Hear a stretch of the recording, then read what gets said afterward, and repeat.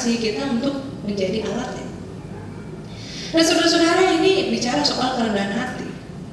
Maka bicara soal keramahan, kita perlu nilai kesederhanaan. Kesederhanaan ini bukan pertama-tama soal baju yang sederhana, rumah yang sederhana, bukan. Tapi pertama-tama soal hati yang sederhana, sikap batin yang sederhana. Saudara-saudara, kalau punya teman yang orangnya ruwet gitu ya, biasanya orangnya ramah nggak? Jarang ya saudara-saudara ya ada orang yang kalau orangnya ngejelimet gitu ya, lalu tapi juga ramah gitu ya. Ya ramah di sini bukan cuma halo, apa kabar, senyum, selamat pagi, salaman, tapi biasanya juga soal sikap bersahabat, mau bergaul dengan siapa saja. Orang kalau ngejelimet tuh gimana? Orang ngomong A, dipikirnya B. Orang muji, dipikirnya nyindir ya. Orang ngasih masukan, dipikirnya menghina. Pokoknya ngejelimet deh.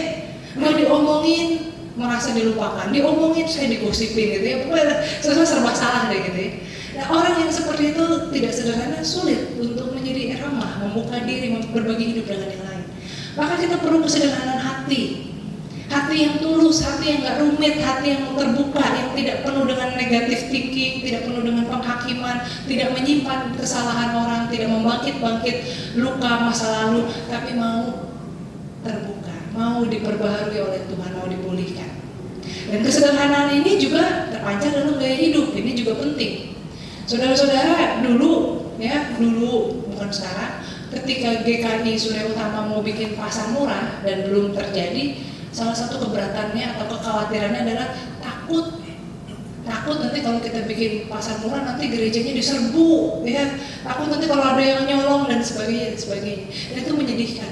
Kalau Tuhan kasih kita berkat, lalu kita membangun gereja yang bagus, lalu kita jadi takut sama orang, lebih baik kita bikin gereja yang sederhana supaya kita bisa berbagi ruang dengan yang lain. Lebih baik nggak usah pakai barang yang mahal-mahal supaya kita nggak usah khawatir, supaya kita bisa jadi berkat. Demikian juga hidup kita ya. Kalau kita selalu pengennya pakai perhiasan mahal, pakai barang-barang mewah, saudara-saudara ya, kalau rumah kita penuh dengan barang antik, pecah belah, diminta dong rumahnya buat persekutuan wilayah.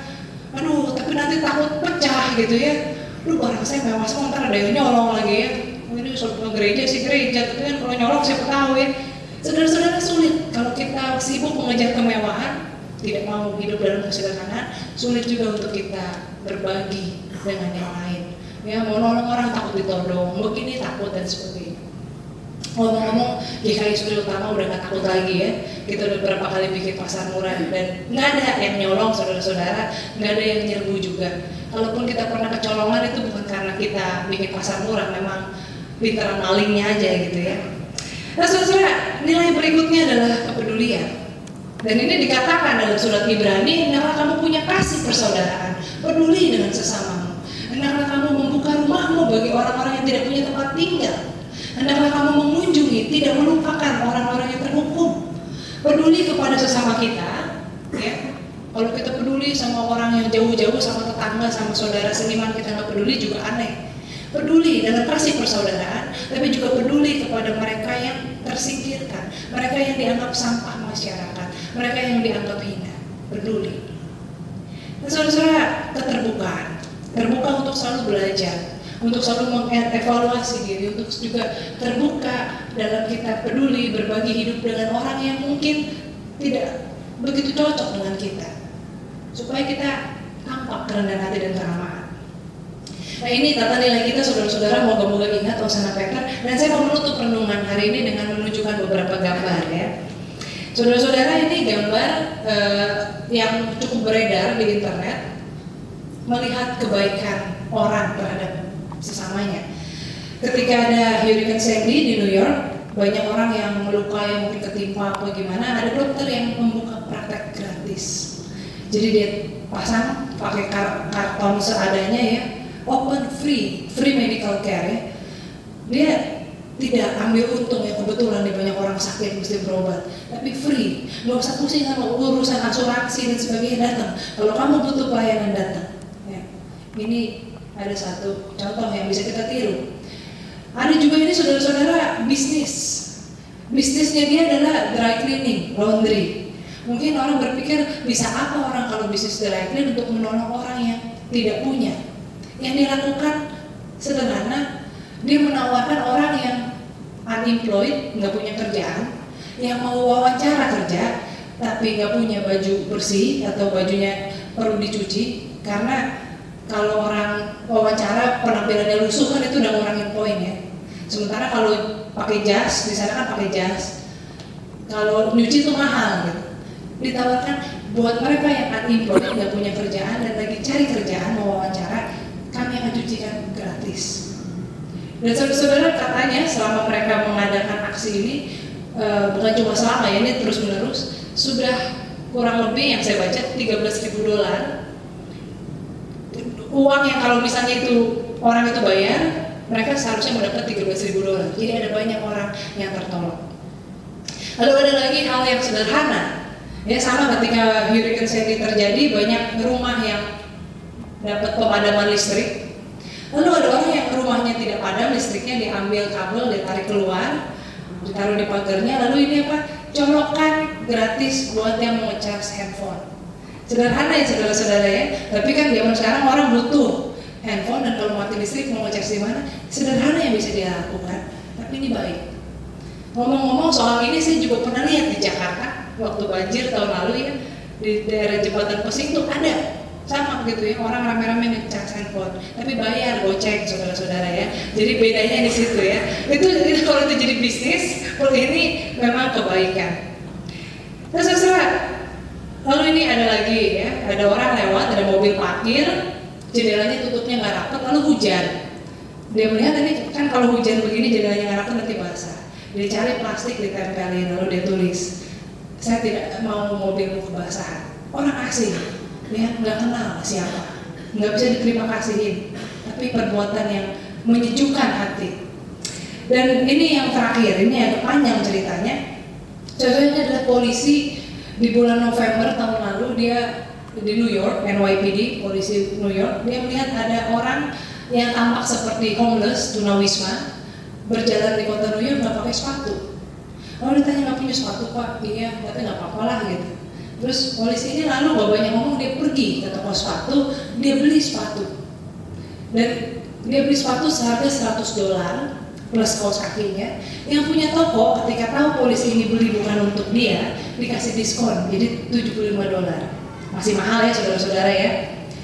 Nah, lalu kemudian dikasih ke tunawisma ini, bahkan ada fotonya, dia bantu memasangkan, ada turis yang lewat, difoto sama turisnya. Lalu sama turisnya ini diupload foto itu ke Facebook page-nya NYPD.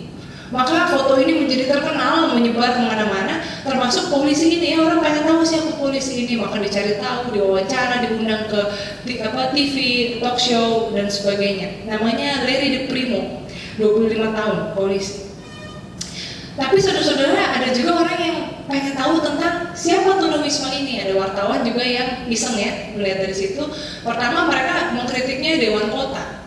Gimana sih Dewan Kota New York sampai ada warganya yang pada saat musim dingin jalan-jalan telanjang kaki. Lalu diselidiki siapa tunawisma ini. Dewan Kota mengatakan ini bukan tunawisma, dia ini memang veteran. Dia karena dia veteran, mantan tentara, dia dapat perumahan. Bukan rumah ya, tapi ada tempat tinggal buat dia. Dan yang dia perlu lakukan cuma cari kerjaan supaya dia nggak usah minta-minta, tapi dia nggak mau kerja. Nah, lalu jadi dapat nih ya, siapa orang ini, namanya siapa, dicari lagi. Nama tunawisma ini namanya Jeffrey Hillman, umurnya 54 tahun. Dan ketika ketemu saudara-saudara, dia nggak pakai sepatu. Nah, lalu kan ditanya, loh sepatunya kemana gitu? Dia bilang, ya sepatunya saya simpan di rumah. Loh kenapa? Sepatu itu kan mahal, kalau saya pakai nanti saya perlu ditodong, saya malah mati ya kalau orang mau ngambil sepatu saya. Terus ini kita mau berpikir gimana ya, ada orang udah ditolong, pertolongannya malah disia-siakan. Tapi nggak cukup sampai situ, dia ngomel.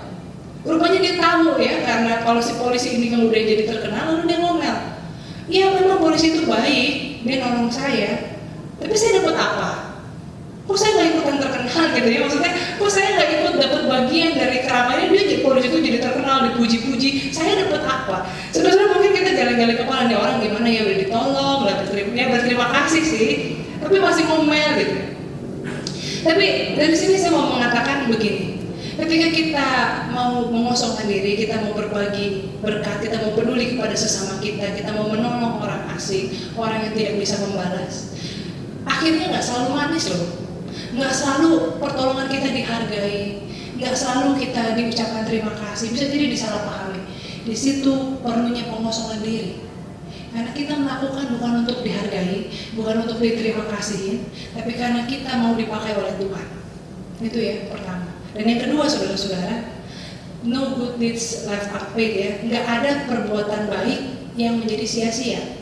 Mungkin perbuatan baik polisi ini kepada si Pak Jeffrey Hilman ini jadi sia-sia karena sepatunya nggak dipakai. Tapi apa yang dilakukan telah menjadi inspirasi bagi banyak orang, memberi harapan bahwa manusia itu masih baik. Dan itu berkat yang lebih luar biasa daripada sepatu yang dipakai oleh Jeffrey Hilman ini. Jadi saudara, tidak ada alasan buat kita untuk tidak menunjukkan kasih dan kepedulian kita. Karena tidak ada perbuatan baik yang menjadi sia-sia. Dan kita tidak perlu mencari penghargaan terima kasih, karena kita menjadi pengikut Kristus yang rendah hati dan ramah. Amin.